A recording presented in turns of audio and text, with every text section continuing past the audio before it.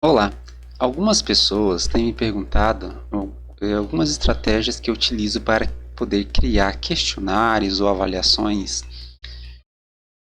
no ambiente virtual de aprendizagem de maneira que os questionários sejam diferentes para os alunos ou que apresentam questões diferentes. É, Quando nós trabalhamos com cálculos, né, com respostas numéricas, né, existe a questão do tipo calculada, que são perguntas numéricas com conjuntos numéricos que permite a variação do resultado através de uso de coringas, né? Até tem um vídeo já que explica como fazer isso. Com ela a gente consegue criar questões com o mesmo nível de dificuldade, mas que as respostas serão diferentes para cada aluno. Já quando nós não utilizamos valores numéricos, uma estratégia que eu utilizo é a seguinte: o que eu faço?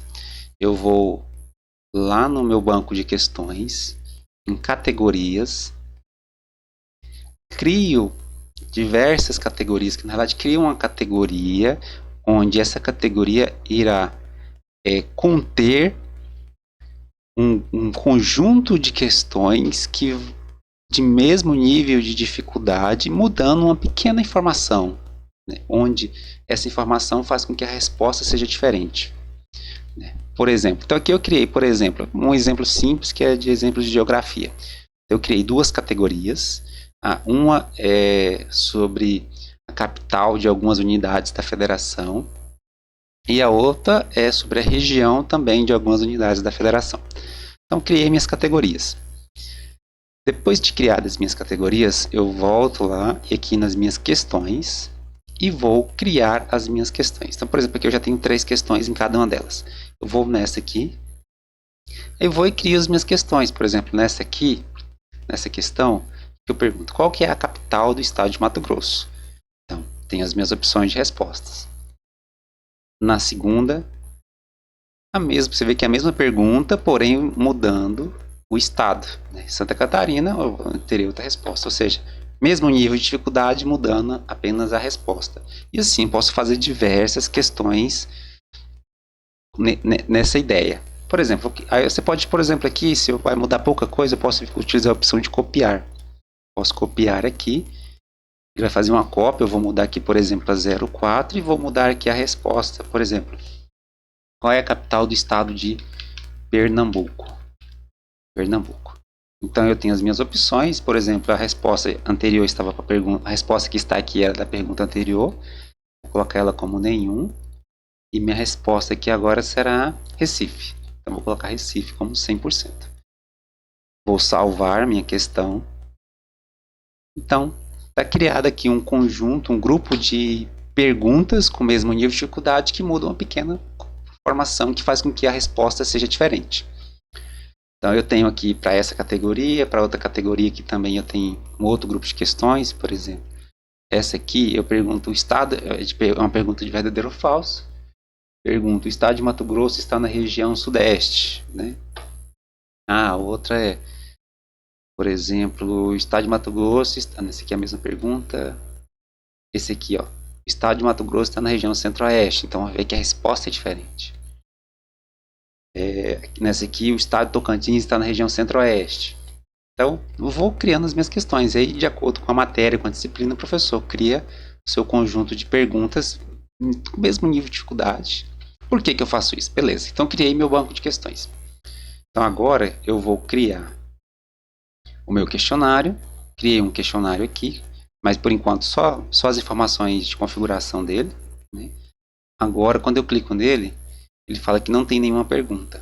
Então, eu vou editar o meu questionário. Eu posso tanto clicar aqui, como eu posso também vir aqui, a partir do momento que eu já estou nessa página, se eu vir aqui no administrativo e clicar aqui, ó, editar questionário, eu também vou para esse mesmo local.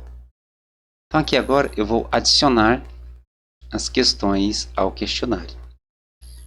Tem 3 formas de poder adicionar questões ao questionário. Uma é eu criando a questão por aqui mesmo, mas eu costumo criar o meu banco de questões, como eu já mostrei anteriormente. A outra é eu vir e buscar uma questão de maneira específica. Eu posso vir aqui e clicar, por exemplo, em região da unidade da federação, selecionar a questão e adicionar ela. Dessa maneira que todos os alunos terão essa mesma pergunta. Mas neste caso aqui não é meu objetivo, não é isso. Então eu vou excluí-la. vou fazer o seguinte, eu quero que o meu questionário apresente, sorteie questões para cada aluno de maneira diferente.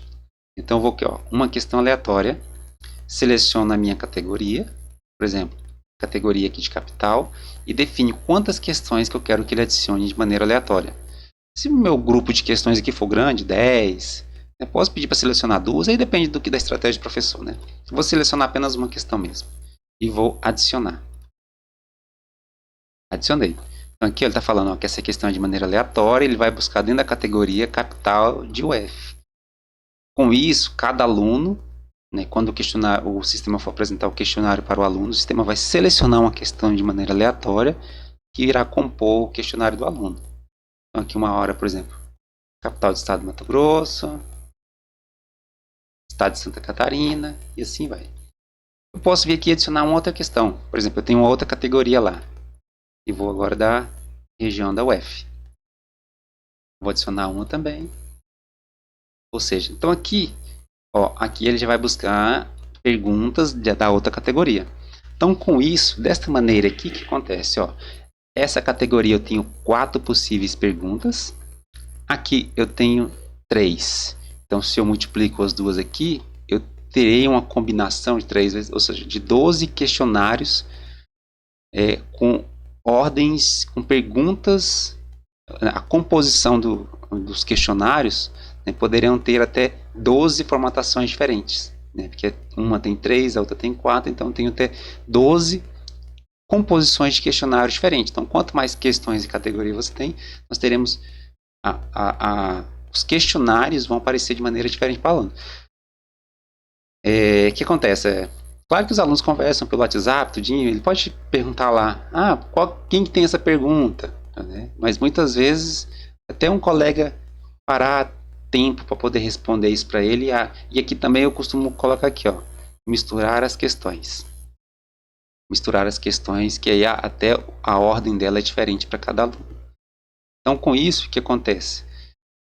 Os questionários vão ser diferentes para cada aluno. Na composição dele, a combinação, a quantidade de questionários que o sistema pode gerar aqui de maneira diferente para os alunos é bem grande.